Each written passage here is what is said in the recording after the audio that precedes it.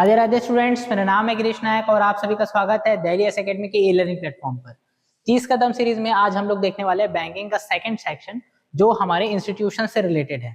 यहाँ पर हम लोग देखने वाले हैं अलग अलग बैंकों का जहाँ जो हमारे लिए इंपॉर्टेंट है एग्जाम के पॉइंट ऑफ व्यू से कि वहां पर उनका एस्टेब्लिशमेंट कब हुआ, उनका हेडक्वार्टर कहाँ है, इस टाइप के क्वेश्चन हम लोग देखने वाले हैं। तो बहुत ही फैक्चुअल यहाँ पर क्वेश्चन रहेंगे और ध्यान रखेंगे यहाँ पर सारे डेटा बहुत ज्यादा इंपॉर्टेंट है। वो बैंक कौन सा था जो कि 1770 में स्टैब्लिश हुआ, which was the first bank to be established in India in 1700। तो हमारे पास ऑप्शन दिया हुआ Bank of Bengal, Bank of Hindustan, Central Bank, General Bank of India और स्टेट बैंक ऑफ इंडिया। तो ध्यान रखेंगे आंसर होगा हमारा option number B, Bank of Hindustan. Bank of Hindustan का एस्टेब्लिशमेंट हुआ था भाई 1770 में, जो कि हमारे भारत में स्थापित होने वाला पहला बैंक है।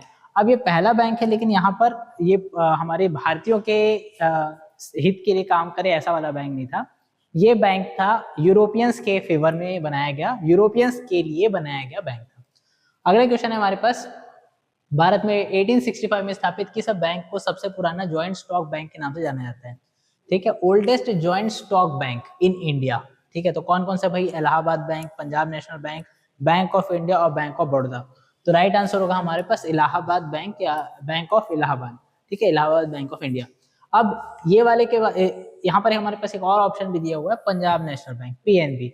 इसके बारे में इस बात को ध्यान रखे रहेंगे कि ये हमारे ये लाला लाजपत राय जी द्वारा स्थापित किया गया था। उनका यहाँ पर बहुत बड़ा कॉन्ट्रीब्यूशन था और उनका ये उद्देश्य था कि हमारे पास अगर हम लोग विद्यालय हमारे पास राष्ट्रीय लेवल के हम लोग बना रहे हैं, हमारे भारतीयों के हित के लिए बना रहे हैं, तो हम लोग को एक बैंक भी बनाना चाहिए जो हमारे इंडिया का इंडिविजुअल मतलब स्वदेशी टाइप से बैंक हो, ऐसे करके। चलिए अगला क्वेश्चन है हमारे पास, 1921 में 3 प्रेसिडेंसी बैंकों को मर्ज किया गया है, बंगाल, बॉम्बे और मद्रास। ठीक है, इन तीनों को मर्ज किए और उनको मिलके क्या बनाया ऐसा बोल रहे थे। तो हमारे पास क्या ऑप्शन क्या क्या है? Reserve Bank of India, Imperial Bank of India, State bank of India और पंजाब नेशनल बैंक। तो राइट आंसर होगा option number B, Imperial Bank of India. इस चीज के बारे में थोड़ा सा समझ लेते हैं। हमारे पास क्या था, बैंक ऑफ बंगाल 1806 में इस्टेब्लिश किया गया, 1806 में बैंक ऑफ बंगाल की स्थापना की गई। बैंक ऑफ बॉम्बे 1840 में इस्टेब्लिश किया गया और मद्रास में 1843 में इस्टेब्लिश किया गया। अब ये तीनों ही बैंक जो बैंक थे ना, प्रेसिडेंसी बैंक थे। प्रेसिडेंसी बैंक मतलब जो प्रेसिडेंशियल सिटीज थी वहां पर जो स्टैब्लिश किए गए थे, ये मतलब वहां पर प्रेसिडेंसी सिटी के लिए मेन सेंट्रल बैंक टाइप से लोग काम करें, ऐसा इस उद्देश्य से इनका स्टैब्लिशमेंट किया गया था। अब बाद में ये जरूरत महसूस होती है कि इन तीनों को एक क्या बोलते हैं, एक सुपरविजन में रखा जाए या फिर एक सिस्टम। जब तीनों बैंक प्रेसिडेंसी बैंक है, तीनों बैंक ब्रिटिशर्स का बैंक है, तो तीनों बैंकों में सिस्टम भी सेम होना चाहिए था। इसीलिए इन तीनों बैंकों को मर्ज करके एक सिंगल बैंक बना दिए जिसका नाम हम लोग जानते हैं स्टेट बैंक ऑफ इंडिया।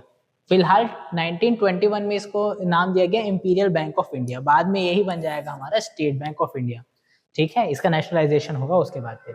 तो हमारे पास आगे बढ़ते हैं। तो इस क्वेश्चन का आंसर होगा हमारा option number B, Imperial Bank of India. ध्यान रखेंगे दोनों आंसर हो सकता है, लेकिन इंपीरियल बैंक इसलिए बोलेंगे क्योंकि 21 में हम लोग इंपीरियल बैंक ही बोलते थे उसको। अगला क्वेश्चन है हमारे पास, 1881 में स्थापित Awadh commercial bank. Awadh commercial bank के बारे में बोल रहे हैं भाई, 1881 में इसका एस्टेब्लिशमेंट हुआ था।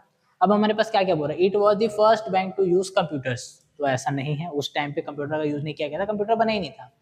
It was the first bank with limited liability managed by an Indian board. ठीक है, जो क्या बोलते हैं इंडियन बोर्ड का वहां पर एक कंट्रीब्यूशन था, ऐसा बोल रहा है। उसके बाद फिर बोल रहा है it was the first bank to open a branch in London.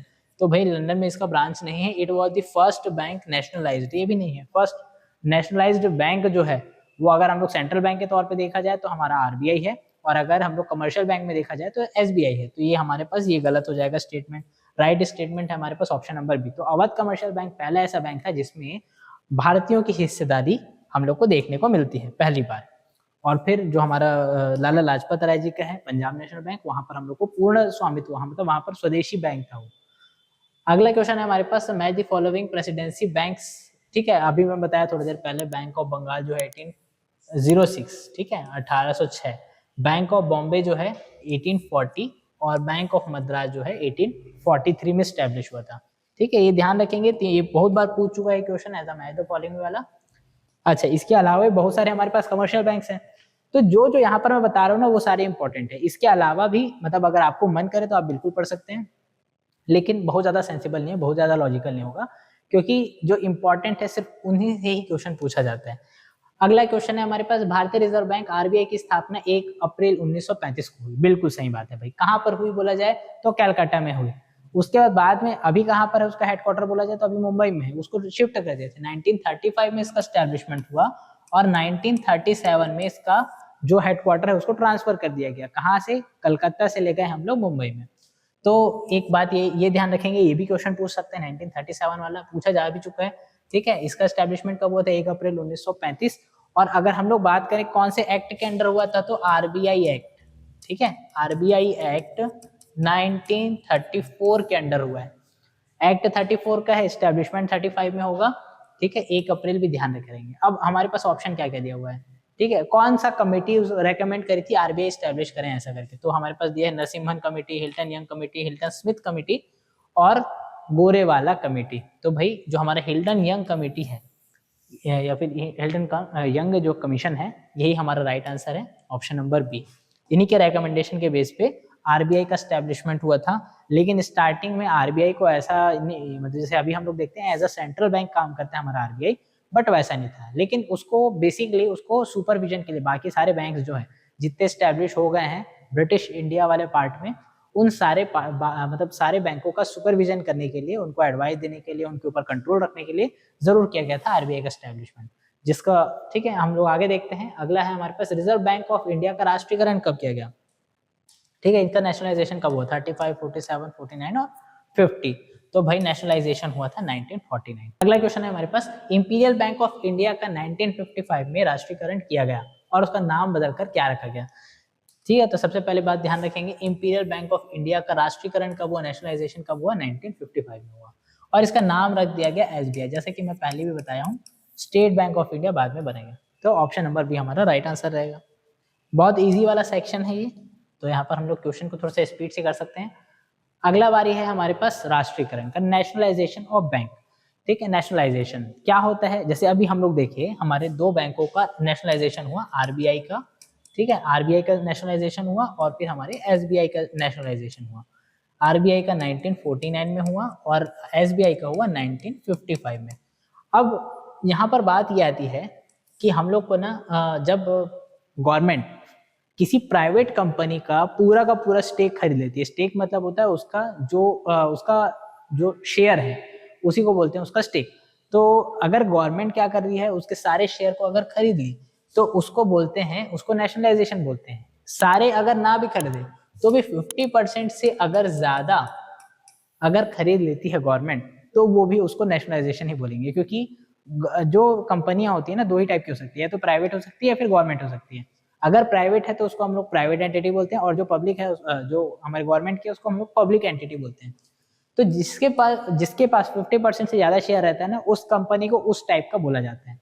तो हमारा जो अगर गवर्नमेंट किसी भी कंपनी का, जैसे अभी हम लोग मान लेते हैं टाटा का गवर्नमेंट शेयर नहीं खरीदी, मान लेते हैं कल को अगर बोलती है गवर्नमेंट बोलती है कि भाई टाटा का 53% शेयर जो है मैं खरीदूंगा ऐसे करके, तो 50% से ज्यादा शेयर जिसका हो जाएगा मतलब ये गवर्नमेंट का हो गया। मतलब अब ये जो अभी प्राइवेट कंपनी है वो क्या बन जाएगा?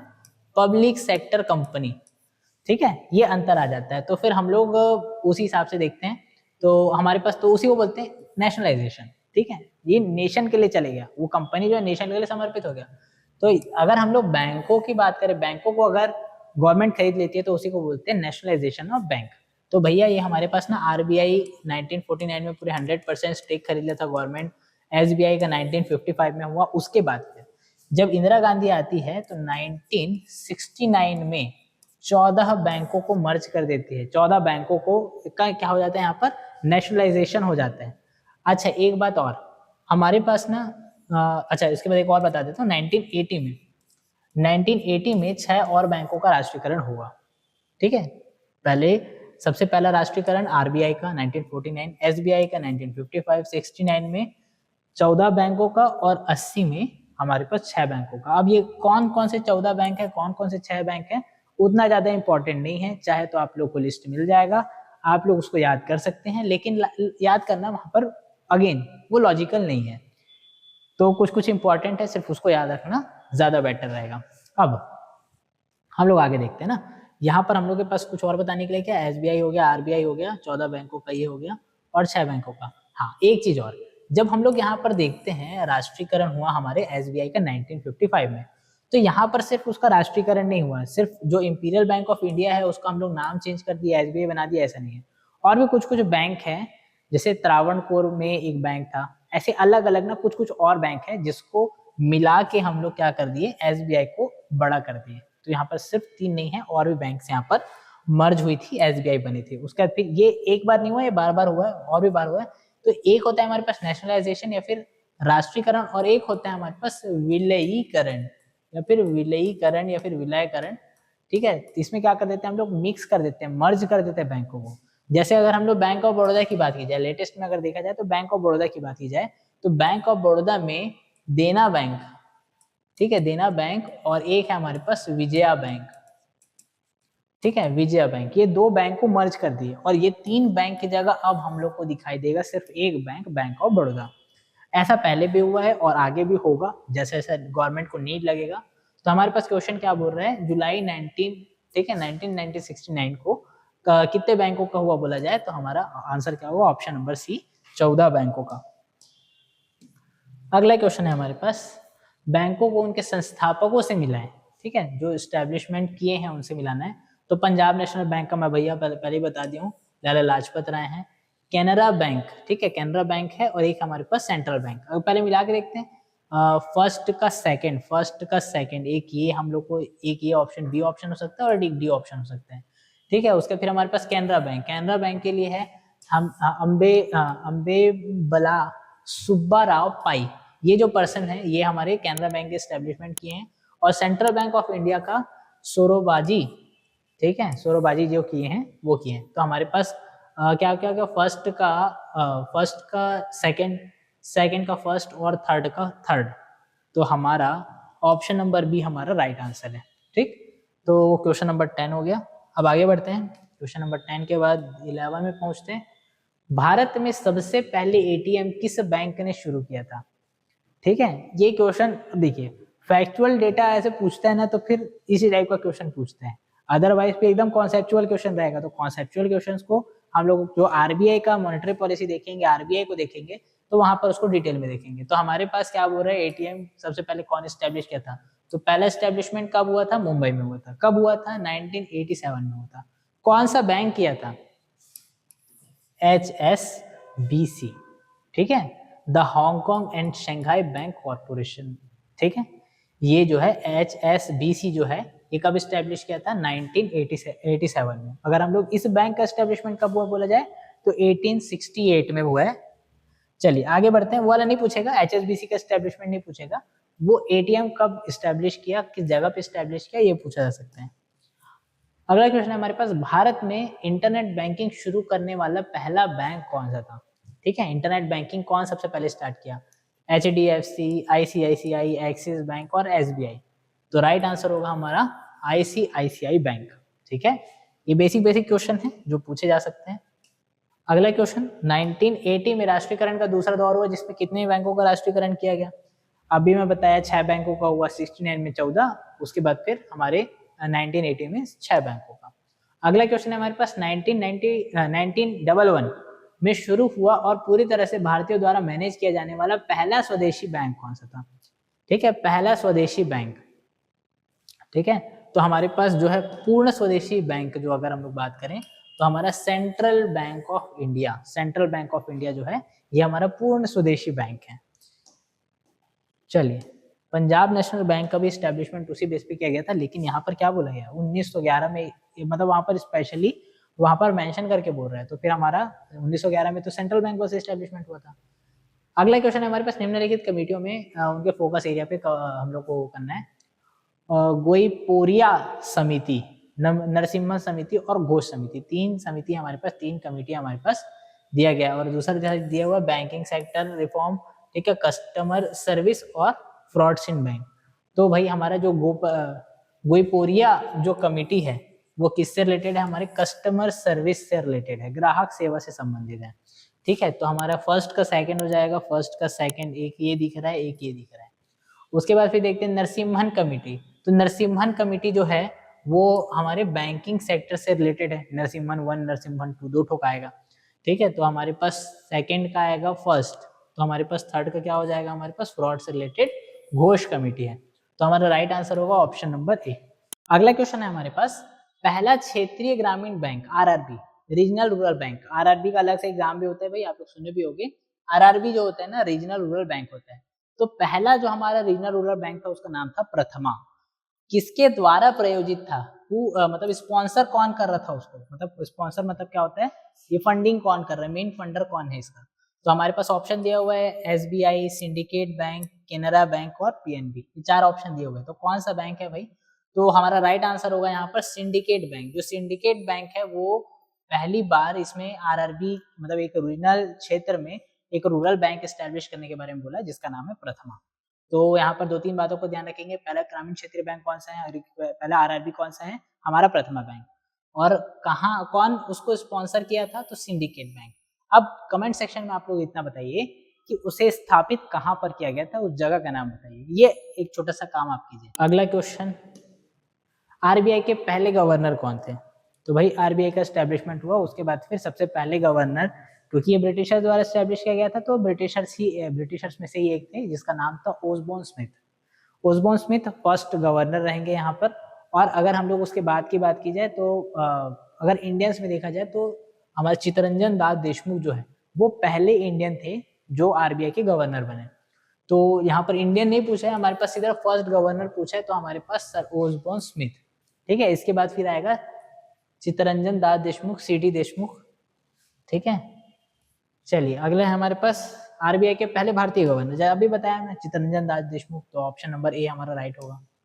अगला क्वेश्चन है 1993 में किस राष्ट्रीयकृत बैंक का पंजाब नेशनल बैंक में विलय किया गया।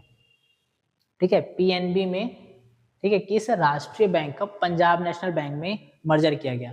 तो क्या क्या है हमारे पास, न्यू बैंक ऑफ इंडिया, देना bank, Vijaya bank, Andhra bank. ठीक है, तो आंध्रा बैंक तो अभी भी आंध्रा बैंक है, वो सुनाई देता है। विजया बैंक और देना बैंक का अभी बताया, ये दोनों किस में मर्ज हो गया, बैंक ऑफ बड़ौदा में मर्ज हो गया। तो हमारे पास राइट आंसर क्या होगा, option number A, new bank of India.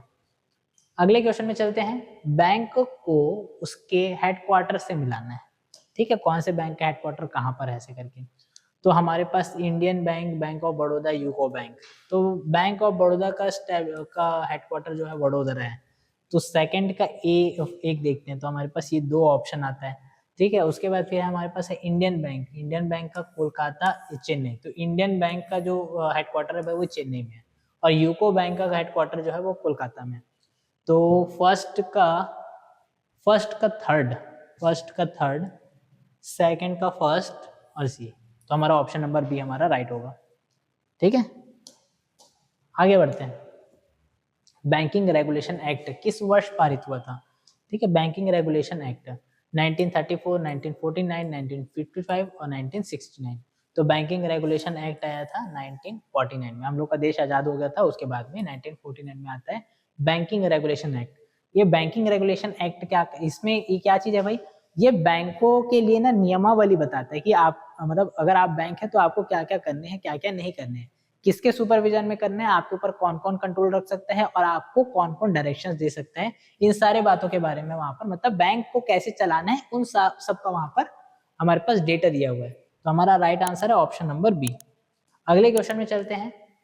1919 में महात्मा गांधी ने किस बैंक का उद्घाटन किया था। ठीक है, तो 1919 में किस बैंक का उद्घाटन किया था। ऑप्शन दिया हमारे पास union bank of India, bank of Maharashtra, Canara bank और इंडियन ओवरसीज बैंक। तो हमारा राइट आंसर होगा option number A, union bank of India. अब एक बात को ध्यान रखेंगे, जब हम लोग को बोला जाए कि गांधी जी कब उद्घाटन किए थे, तो उद्घाटन तो 1921 में किए थे, लेकिन इसका स्टैब्लिशमेंट कब हुआ था, 1919 में हुआ था। तो ये उद्घाटन बाद में कैसे हो गया, तो उद्घाटन बाद में इसके एक रीजनल ऑफिस का हुआ था जो कि मुंबई में। तो राइट आंसर होगा ऑप्शन नंबर ए। चलिए अगला क्वेश्चन है हमारे पास, आरबीआई का हेडक्वार्टर स्थायी रूप से कलकत्ता से मुंबई कब शिफ्ट किया गया था। बताया मैं स्टार्टिंग में 1937। अगला है हमारे पास, आज भारत में सबसे बड़ा पब्लिक सेक्टर बैंक कौन सा है? पब्लिक सेक्टर बैंक तो हमारे पास Punjab national bank, bank of Baroda, state bank of India और कैनरा बैंक। तो राइट आंसर होगा option number C, state bank of India. ठीक है, स्टेट बैंक ऑफ इंडिया हमारा ऑप्शन नंबर सी हमारा राइट आंसर होगा। अगला पूछ रहा है निम्नलिखित स्पेशलाइज्ड बैंक को उनके स्थापना वर्ष से मिलाना है। ठीक है, एस्टेब्लिशमेंट से मिलाना है। नाबार्ड 1982 में, ठीक है, नाबार्ड, ये नाबार्ड क्यों एस्टेब्लिश हुआ था भाई? जो हमारे एग्रीकल्चर सेक्टर है उसके रिफॉर्म के लिए, एग्रीकल्चर सेक्टर में डेवलपमेंट के लिए, रिसर्च के लिए, वहां पर प्रॉपर एग्रीकल्चर सेक्टर को हम लोग को बढ़ावा देना है, ऐसे करके सेपरेट एक नाबार्ड का एस्टेब्लिशमेंट हुआ। इसको हम लोग ना कृषि वाले क्षेत्र में ना, जो सेक्शन जो हम लोग वीडियो देखेंगे ना उसमें हम बहुत डिटेल में देखेंगे। तो नाबार्ड का एस्टेब्लिशमेंट कब हुआ था? 1982 में हुआ था। सिडबी 1919 है, और एक्सिम बैंक 1982 है, और नेशनल हाउसिंग बैंक एनएचबी मतलब नेशनल हाउसिंग बैंक, इसका एस्टेब्लिशमेंट 1988 में हुआ था। तो 1 2 3 4 1 2 3 4 ऑप्शन नंबर ए हमारा सही होगा। अगला क्वेश्चन है हमारा, भारत के बाहर लंदन में 1946 में सबसे पहले किस बैंक ने अपनी ब्रांच खोली?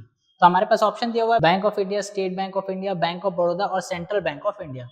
तो हमारा जो बैंक ऑफ इंडिया है, ठीक है, हमारा बैंक ऑफ इंडिया जो है ये पहला ऐसा बैंक है जो हमारा इंडियन है और इंडिया से बाहर अपना ब्रांच खोला है। तो पहला फैक्ट तो ये है। दूसरी बात, कब खोला है? तो 1946। कहाँ खोला है? लंदन। इन तीनों बातों को ध्यान रखेंगे, तीन अलग अलग टाइप के यहाँ पर से क्वेश्चन बन सकते हैं। अगला क्वेश्चन है हमारे पास, भारतीय महिला बैंक का 2017 में किस बैंक में विलय हुआ? ठीक है, भारतीय महिला बैंक। ठीक है, अब इसका नाम ऐसे नहीं कर देंगे इंडियन वुमेन बैंक, नहीं, भारतीय महिला बैंक का नाम भारतीय महिला बैंक ही है। तो ऑप्शन है हमारे पास पीएनबी, आईसीआईसीआई, एसबीआई और बैंक ऑफ इंडिया। तो राइट आंसर होगा हमारा एसबीआई। ये लोग भी किस में मिल गए? एसबीआई में ही मर्ज हो गए। ध्यान रखेंगे, मर्जिंग अलग होता है, नेशनलाइजेशन अलग होता है। अगला हमारे पास, स्थापना के समय आरबीआई की शुरुआती पूंजी कितनी थी? तो भैया जो आरबीआई को स्टैब्लिश किया गया था ना, वो 5 करोड़ की पूंजी के साथ स्टैब्लिश किया गया था, और ये पूर्णतः ब्रिटिशर्स के हाथ में थी, प्राइवेट सेक्टर कंपनी थी। अगला है हमारे पास, 2019 में कौन सा बैंक बैंक ऑफ बड़ौदा में मर्ज हुआ? बैंक ऑफ बड़ौदा बताया मैं पहले, देना बैंक और हमारा विजया बैंक। तो ऑप्शन नंबर ए हमारा राइट आंसर है। और आज का लास्ट क्वेश्चन, बैंक को उसके स्थापना शहर से मिलाएं। ठीक है, जो हम लोग का जो जहां पर फाउंडेशन पड़ा है ये लोग का, उससे मिलाना है। तो बैंक ऑफ बड़ौदा को पहले बताया था वडोदरा। ठीक है, पंजाब नेशनल बैंक का स्टैब्लिशमेंट हुआ था लाहौर में, और कैनरा बैंक का हुआ था मंगलोर में। तो फर्स्ट का आ जाएगा 3, फर्स्ट का 3 इसमें है, इसमें है। पंजाब नेशनल बैंक 2, हाँ, मतलब ऑप्शन नंबर ए हमारा राइट होगा। तो इस तरह से हमारे बैंक के इंस्टीट्यूशन वाले क्वेश्चन यहाँ पर कंप्लीट होते हैं। तो अगले वीडियो में मिलते हैं। इस वीडियो के लिए इतना ही, धन्यवाद।